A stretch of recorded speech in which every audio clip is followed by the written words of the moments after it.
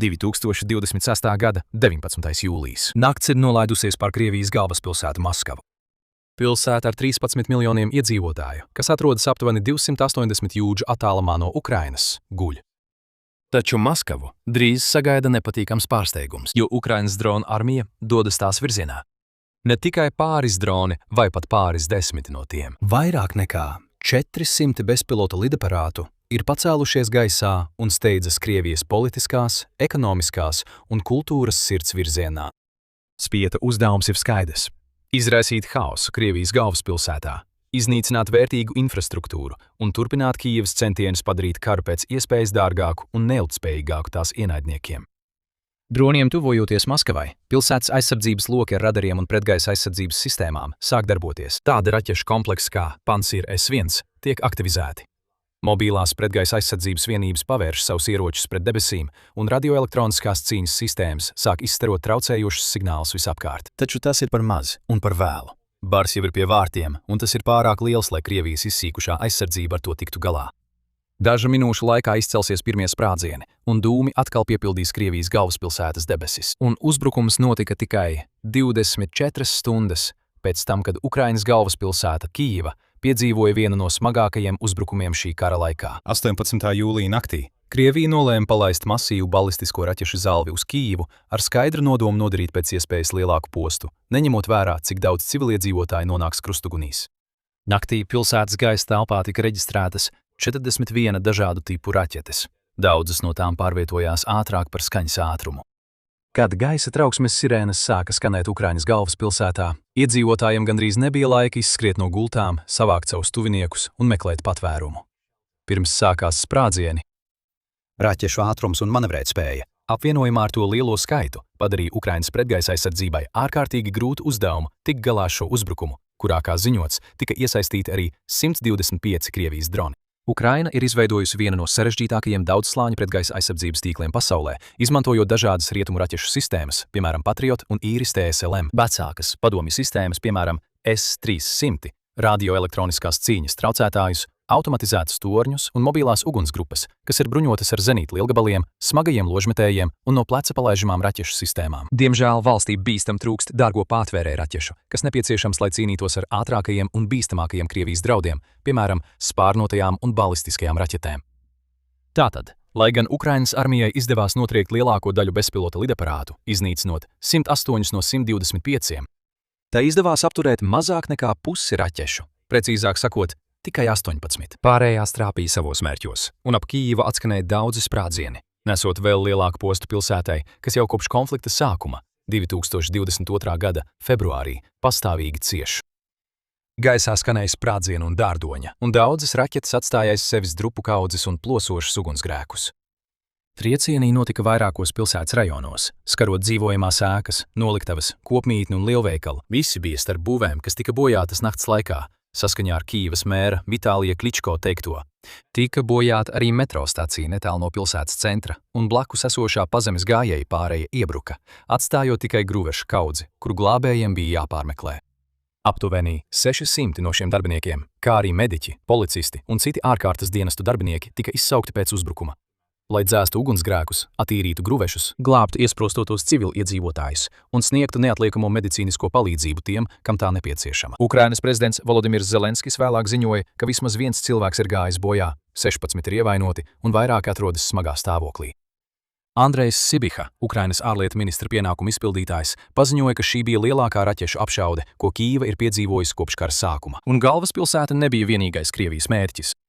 Kamēr Kijevā vēl dega ugunsgrēki, Krievijas droni un bumbas uzbruka arī citām pilsētām un reģioniem visā valstī. Tika ziņots par uzbrukumiem Zaporižjā, kur tika nogalināts viens cilvēks, un Hersonā, kur tika nogalināti 2 cilvēki, tostarp 75 gadus veca sieviete. Dņipropetrovskas reģionā tika ziņots vēl par vienu bojāgājušo, un 16 gadus vecs zēns zaudēja dzīvību Odesas pilsētā pēc tam, kad Krievi uzbruka atrakciju parkam. Uzbrukums pēc uzbrukuma, sprādziens pēc sprādziena, nāve pēc nāves.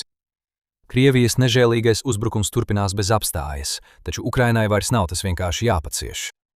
Tagad Ukrainai ir ieroči, lai atbildētu dziļi Krievijas teritorijā, atmaksājot Kremli par katru uzbrukumu. Un stundās pēc uzbrukuma Kijevai, Ukrainas spēki nekavējoties sāka gatavot savu atriebības triecienu. Pēc tik milzīga uzbrukuma galvaspilsētai, Ukraina bija apņēmības pilna atbildēt ar līdzīgu triecienu Maskavai. Tā nu, 19. jūlija gaitā, kamēr glābēji vēl joprojām strādāja Kīivas ielās, Ukrainas drona apkalpes gatavoja milzīgu bezpilota lidaparātu baru, kas sastāvēja no dažādiem modeļiem, tostarp mānekļa droniem un tāldarbības vienvirziena trieciena droniem, piemēram Firepoint, FP, FP1. Un, kad saule bija norietējusi, bars tika palaists tumsas aizsegā. Simtiem Ukrainas dronu pacēlās debesīs no dažādām vietām, un, lai gan lielākā daļa steidzās uz Krievijas galvaspilsētu, Ukrainas komandieri nekoncentrējās tikai uz Maskavu. Viņi arī vēlējās pārliecināties, ka nepalaid garām citas vietas un mērķus, kas bija tikpat svarīgi, ja ne vēl svarīgāki. Kamēr simtiem dronu sāka savu garo lidojumu ziemeļaustrumu virzienā, mazāks bars devās pretējā virzienā, uz dienvidiem, Azovas jūras virzienā. Šis svarīgais ūdens baseins, kas atrodas starp Krimas pussalu un Krievijas kontinentālo daļu, kā arī Melnā jūra, kas atrodas vēl tālāk uz dienvidiem. Krievijas ēnu flotes kuģi ir plaši darbojies šajos ūdeņos, nelegāli eksportējot naftu un citas preces. Lai iepludinātu tik ļoti nepieciešamo naudu Kremļa kasē, vienlaikus piegādājot svarīgus krājumus okupētajai pussalai. Taču pēdējās nedēļās Ukraina ir koncentrējusies uz flotes darbības traucēšanu, bojājot un pat nogremdējot vairākus tankuģus, kravas kuģus un citus kuģus. Kamēr tie mēģina šķērsot jūras, un 19. jūlija naktī vēl vairāki kuģi bija gatavi piedzīvot tieši to pašu likteni. Darbojoties bezpilota sistēmu spēku komandiera Roberta Maģera Braudija vadībā, Ukrainas FPV dronu piloti vadīja savus kamikadzes tipa bezpilota lidaparātus pret mērķiem. Tie pārvietojās ar lielu ātrumu un bija aprīkoti ar termokamerām, lai viegli identificētu dažādos kuģus, kas bija izkliedēti pa ūdeni. Droniem nebija nekāda grūtība notēmēt uz Krievijas kuģiem, kas bija pārāk lieli un lēni, lai veiktu jebkāda veida izvairīšanās manevrus. Turklāt, izņemot dažus bruņotus sargus, kas bija izkaisīti pa klājiem, šiem kuģiem nebija īstu iespēju aizsargāties pret dronu uzbrukumiem.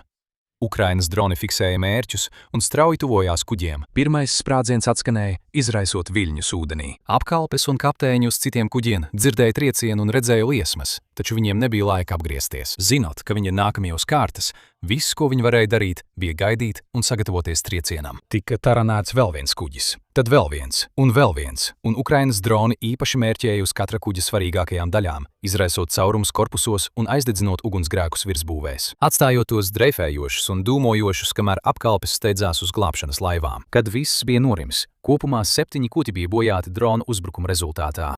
Tas palielināja kopējo Ukrainas jūlijā uzbrukto ēnu flotes kuģu skaitu līdz iespaidīgiem 183. Pēc notikušā Krievijas amatpersonas nolēma apturēt kuģošanas operācijas Azovas jūrā. Tam būs tieši ietekme uz valsts finansēm. Tā kā vairs nav iespējams transportēt naftu un graudus caur šo ūdensceļu uz startautiskajiem pircējiem, un kamēr dūmi piepildīja debesis virs jūras, vēl vairāk Ukrainas dronu gatavojās uzbrukt citam svarīgam mērķim uz sauszemes. Dziļi iekšzemē un tālu no hausa, kas risinās Azovas jūrā, Ukrainas dronu bars devās uz Krievijas kontrolēto Hersons apgabala daļu. To kontrolēja Ukrainas drošības dienesta Alfa speciālo operāciju centra operatoru komanda. Droni vienkārši nemeklēja nejaušus Krievijas objektus, kurus varētu bojāt vai iznīcināt. Viņiem bija ļoti konkrēts mērķis, un katrs no tiem devās tieši uz to. Šis mērķis bija Krievijas Federālā drošības dienesta, jeb FSB koordinācijas centrs.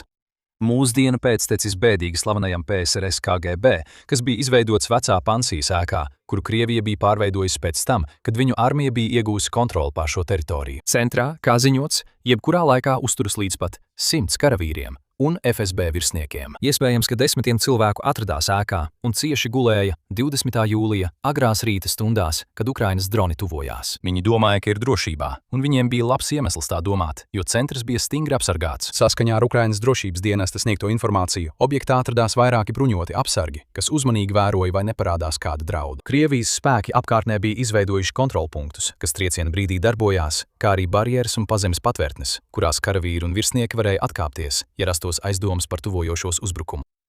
Tas, ka Krievija šīs vietas aizsardzībai veltīja tik daudz resursu, parāda, cik nozīmīgi tā ir. Daudzos aspektos FSB ir visas Kremļa kara mašinērijas smadzenes. Tieši tāpēc Maskava dara visu iespējamo, lai savas izlūkdienestu bāzes un galvenās mītnes padarītu tik drošas un slepenas. Bija laiks, kad Ukrainai būtu bijis grūti uzbrukt šādai vietai. Tai vienkārši nebija ne tehnoloģiju, ne pietiekami daudz resursu, lai apietu Krievijas aizsardzību un nodarītu nopietnus zaudējumus FSB objektām. Bet šis laiks ir pagājis, un Ukraina 2026. gadā ir ievērojami spēcīgāka nekā agrāk. Tagad tā ir droni, kas ir ātrāki, gudrāki, izturīgāki un aprīkoti ar lielākām, postošākām kaujas galviņām. Un 13 no šiem droniem tūlīt trāpīs bāzē. To piloti vēroja savus ekrānus no droša attāluma, 10 jūdžu attālumā, kamēr tie tuvojās savam mērķim. Tie pārlidoja pāri Krievijas barjerām, apgāja bruņotos sargus un novēroja notiekošo, pamanot aptuveni 70 transportlīdzekļus, kas bija novietoti ap objekta teritoriju. Tas bija skaidrs signāls, ka tajā laikā iekšā visticamāk atradās 10 virsnieku. Iedrošināti ar šo faktu un apņēmības pilni dot smagu triecienu ienaidnieku izlūkošanas dienestam, piloti devās tālāk, izklīda, pirms ar saviem droniem devās tieši objekta teritorijā.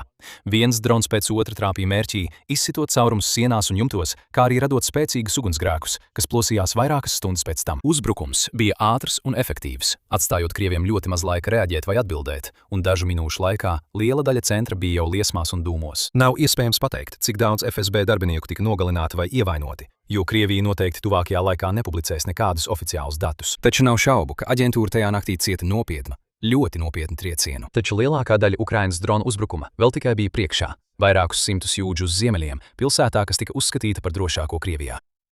Kamēr nelielas lielākā drona bara daļas bija novirzījušās un veiksmīgi trāpījušas saviem mērķiem Azovas jūrā un okupētajā Hersonā, lielākā daļa no 400 bezpilota lidaparātu armijas devās tieši uz Krievijas galvaspilsētu, kad tie sasniedz pilsētas ārējās robežas. Daļu dronu Krievijas aizsardzība notrieca. Dažiem droniem signāls traucēja Kremļa jaunākās radioelektroniskās cīņas sistēmas. Kad viņu sakaru un navigācijas sistēmas tika atspējotas, tie sāka nekontrolēti griezties un nogāzās zemē. Citus notrieca pārtvērēji un sauszemes vienības. Bars tika pakāpeniski un lēnām iznīcināts, taču tas bija pārāk liels, lai Krievija to pilnībā iznīcinātu, un daudzi no bezpilota lidaparātiem tika cauri Maskavas ārējiem aizsardzības lokam, pirms tie sadalījās un devās uz saviem konkrētajiem mērķiem. Daži no tiem steidzās uz Maskavas industriālo priekšpilsētu Podolsku, kas atrodas tikai 25 jūdzes uz dienvidiem no Kremļa un trāpīja lielai naftas bāzei. Šāda veida objekti ir kļuvuši par biežu Kijevas drona mērķi, jo Ukrainas spēki cenšas nodarīt smagus zaudējumus Krievijas enerģētikas infrastruktūrai, kas ir viens no galvenajiem valsts ekonomikas balstiem. Jo vairāk naftas bāzu, pārstrādes rūpnīcu un cauruļvadu Ukraina spēs sabojāt vai iznīcināt, jo vairāk naudas Krievija zaudēs.